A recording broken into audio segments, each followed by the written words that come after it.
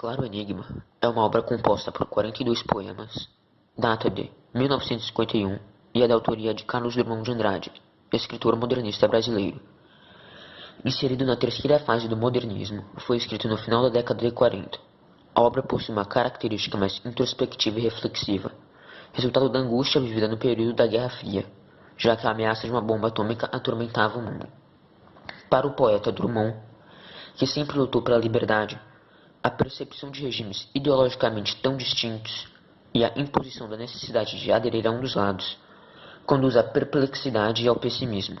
Incomodado, o poeta abandona o desejo de encontrar respostas e soluções para os problemas sociais e passa a buscar as perguntas que precisam ser feitas. Essa relativa incerteza, quanto ao rumo a ser seguido, representa um encaminhamento para a formulação de um novo projeto literário, que busca analisar as angústias do homem diante da falta de sentido do mundo. Por isso, percebe-se na obra mais um tom indagativo e reflexivo do que de propostas de transformação, como em seus outros poemas. A forma do poema também difere de outras obras de Drummond. Em Claro Enigma, há uma preocupação com o resgate do poema clássico. Nesse momento, distante da primeira geração modernista, da qual também fez parte, o poeta sente-se à vontade para rever os poemas de forma fixas e diversos rimados. Inclusive, alguns poemas são sonetos, compostos por 14 versos, e fazem referência à poesia formal. Neste vídeo, iremos trabalhar o terceiro capítulo da obra O Menino e os Homens, que possui apenas 4 poemas e o papel deles é prestar uma homenagem a outros poetas. O Menino Drummond, que elogia os homens, que são os poetas Mário de Andrade, Manuel Bandeira e Mário Quintana. São pessoas que ele admira muito, por serem todos melhores e mais humanos que ele próprio, já que Drummond é um garoto que tem muito a aprender. Nós iremos analisar os poemas Aniversário e Quintana's Bar. Aniversário. Os 5 anos de tua morte esculpiram já uma criança, moldada em éter de tal sorte. Ela é fulva no dia e avança. Após a leitura desse trecho, percebemos que o contexto do poema é o aniversário de 5 anos de morte de Mário de Andrade. Por isso Drummond fala que a morte esculpiu uma criança. Este menino malazártico, Macunaíman de novo porte, escreve cartas no ar fantástico para compensar a tua morte. Esse trecho deixa mais evidente a homenagem, pois Macunaíman é uma obra literária de Mário de Andrade. Riso irmão, assim cristalino, Mozart aberto a pena forte.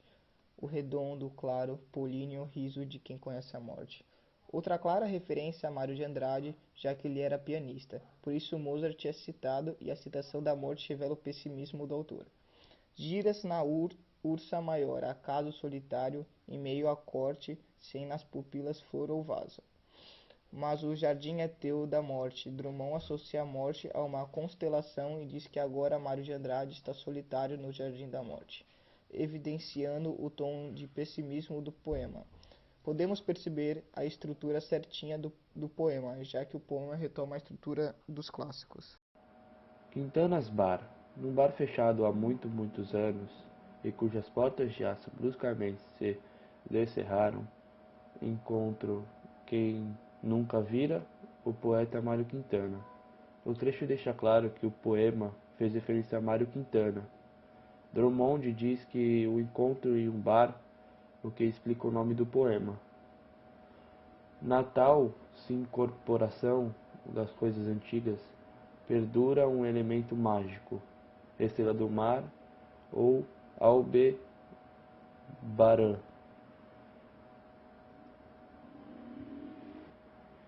Tamanquinhos, menina correndo com um arco, e corre com os pés de lã. Como de praxe, Drummond associa a morte de alguém com uma constelação, neste caso Aldebaran. Aponta Micasas, a de Rimbaud, a de Blake e a Gruta Camoniana. Arthur Rimbaud foi um poeta francês que, como parte do movimento decadente, serviu de influência para o modernismo. William Blake foi outro grande poeta que viveu no período da Revolução Industrial, além de ter obra marcada pelo pensamento iluminista. Luís de Vaz Camões escreveu Os Lusíadas, obra que Drummond irá referenciar no último capítulo. O poema possui muitas rimas com fim an, deixando o poema bem musical, assim como os poemas clássicos que Drummond busca retomar em Claro Enigma.